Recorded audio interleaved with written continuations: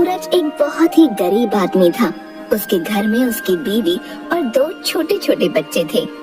सूरज दिहाड़ी मजदूरी का काम करता था और उससे जो थोड़ी बहुत कमाई होती उसी से उनके घर का गुजारा चलता था।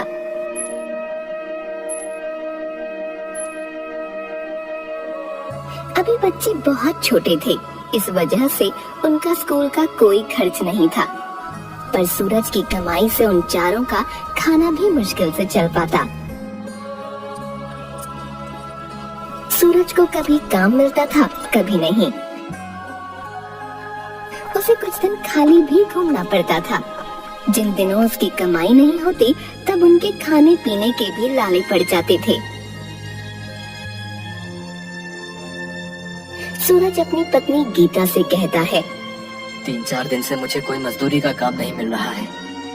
रोजाना काम की तलाश में निकलता हूँ परंतु काम मिलता ही नहीं। कुछ दिन और ऐसा चलता रहा तो हमारे घर में खाना कैसे बनेगा? आप चिंता न करें, आज नहीं तो कल काम मिल ही जाएगा। यदि 2-4 दिन बाद भी काम मिल गया तो हमारे कुछ दिन कट जाएंगे। आजकल काम का बहुत अकाल पड़ा हुआ है। दिहाड़ी मजदूर ज्यादा है परंतु उतना काम नहीं। इसी वजह से काफी मजदूर बेकार घूम रहे हैं। पता नहीं कब काम मिलेगा। न जाने कब भगवान हमें रोज की किटकिट से छुटकारा दिलाएंगे। बच्चे बड़े हो रहे हैं और मेरे पास उनके खाने पीने का भी कोई पक्का इंतजाम नहीं है। इस तरह सूरज रोजाना घर से काम की तलाश में निकल जाता, पर उसे कोई काम नहीं मिल रहा था।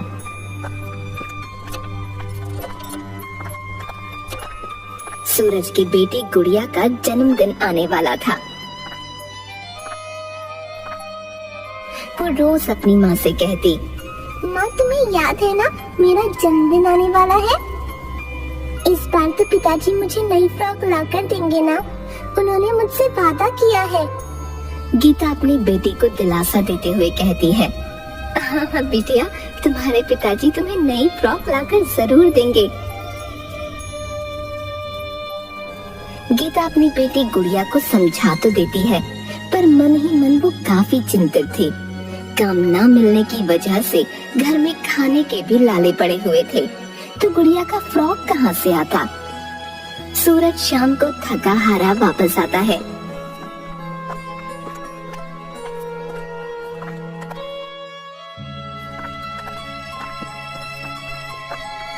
क्या हुआ? क्या आज कोई काम मिला? नहीं, आज भी पूरा दिन धक्के खाता रहा और काम की तलाश करता रहा, परंतु कहीं कोई काम नहीं मिला। मेरे साथ और भी मजदूर भाई यूं ही खाली घूम रहे हैं।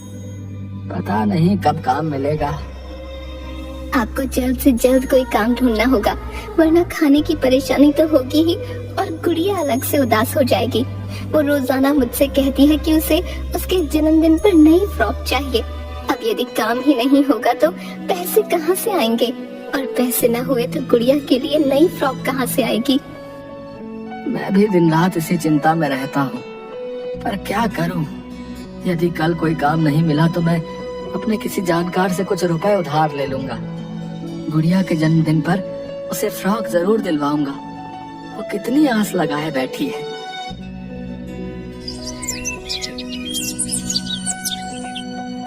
अगले दिन सूरज सुबह सुबह ही काम की तलाश में निकल जाता है। जगह जगह पर धक्के खाने के बाद भी उसे काम नहीं मिलता। वो निराश होकर शाम को घर लौट आता है। सूरज की बेटी का जन्मदिन पास आ रहा था और उसे ये चिंता सता रही थी कि उसकी फ्रॉक के लिए पैसे कहाँ से आएंगे।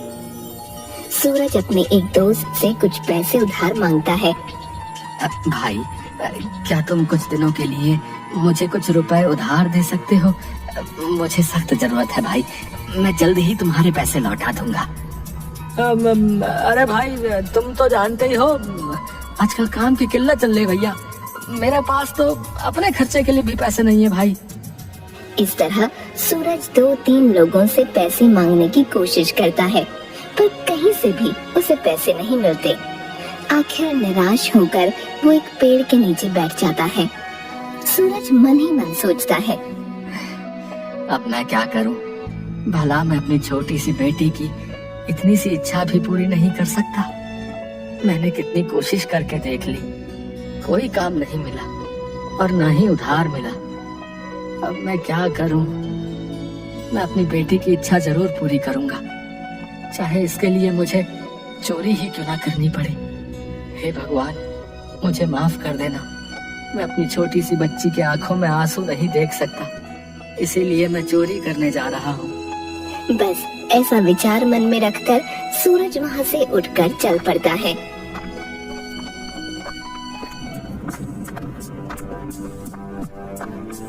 कुछ दूर जाने पर उसे एक आलीशान मकान दिखता है और वो वहाँ चोरी करने की सोचता है। ये मकान काफी बड़ा लग रहा है, इसमें काफी पैसे वाले लोग रहते होंगे। मैं मौका देखकर चुपचाप अंदर जाऊंगा और जो थोड़े बहुत पैसे हाथ लगेंगे वो लेकर निकल जाऊंगा।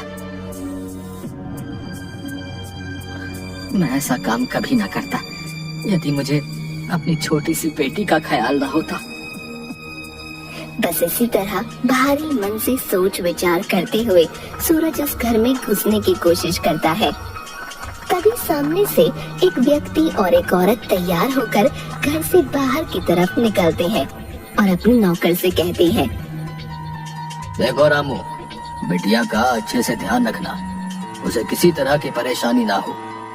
हम लोग जरूरी काम से बाहर जा रहे हैं, रात तक लौट आएंगे। तुम बिटिया को अकेला बिल्कुल मत छोड़ना। ये कहते हुए वो आदमी और औरत गाड़ी में बैठकर बाहर की ओर निकल जाते हैं। उन्हें जाता देख सूरज सोचता है, चलो ये तो अच्छा हुआ कि ये लोग घर से बाहर जा रहे हैं। अब घर में शायद इनकी कोई बेटी और ये नौकर ही है, मेरा काम कुछ आसान हो गया।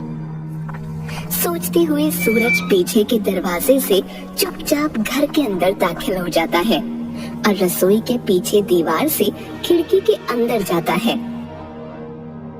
वहाँ काफी देर तक उसे कोई नजर नहीं आता, तो वो चुपचाप अंदर की तरफ आ जाता है और चोरी करने की नियत से सामने के कमरे में घुस जाता है।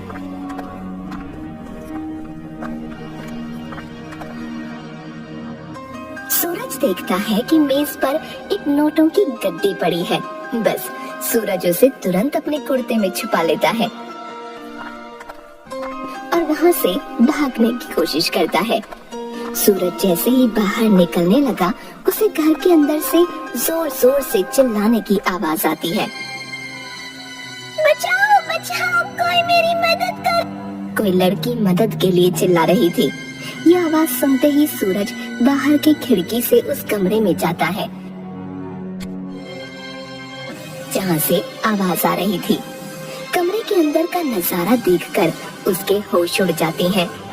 उस कमरे में मंदिर के दिए से आग लग गई थी और जो लड़की जोर जोर से चिल्ला रही थी वो व्हील चेयर पर बैठी थी। वो लड़की अपाहिज थी जो कि मदद के लिए चिल्ला रही थी। नौकर ये दृश्य देखकर घबरा गया और मदद के लिए चिल्लाने लगा, अरे अरे बिटिया को बचाओ, भैया हमारी मदद करो। नौकर की हिम्मत ही नहीं हुई कि वो जलती आग में कूदे। यह दृश्य देखकर सूरज सब कुछ भूल गया कि वो वहाँ चोरी के लिए आया था और उस बच्ची की जान बचाने के लिए उस कमरे में घुस गया। वहाँ रखे कंबल से उस लड़की को लपेटकर सूरज बहुत मुश्किल से अपनी जान बचाता हुआ कमरे से बाहर निकल आया और उस आग पर पानी डालकर उसे बुझा दिया।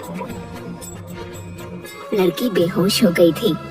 अरे भाई, तुम्हारा बहुत बहुत शुक्रिया, तुमने हमारी बिटिया की जान बचा ली, वरना इस बेचारी का तो वहाँ से उठकर बाहर तक आना भी मुश्किल था। मुझे जल्दी से मालिक को फोन कर बुलाना चाहिए और डॉक्टर को भी फोन करना चाहिए। यही रुको, हमारे मालिक आते होंगे। नौकर तुरंत डॉक्टर को और अपने मालिक को फोन कर देता है। कुछ ही मिनटों में उस घर का मालिक यानी उस लड़की के माता पिता वहाँ पहुँच जाते हैं। डॉक्टर तुरंत आकर उस लड़की को देखते हैं और कहते हैं, देखिए, घबराने की कोई बात नहीं है, बच्ची बिल्कुल ठीक है, बस शॉक की वजह से वो बेहोश हो गई है। मैंने इंजेक्शन लगा दिया है, कुछ ही देर में इसे होश आ जाएगा। यदि अगर थोड़ी देर और हो जाती तो बच्चे का बच पाना मुश्किल था।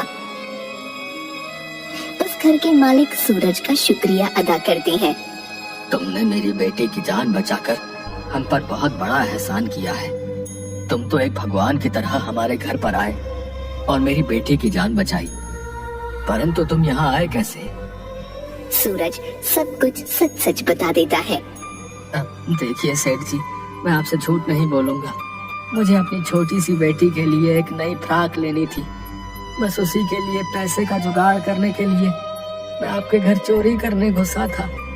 मैं यहाँ से चोरी करके जैसे ही निकल रहा था तभी मुझे इस बिटिया की आवाज आई।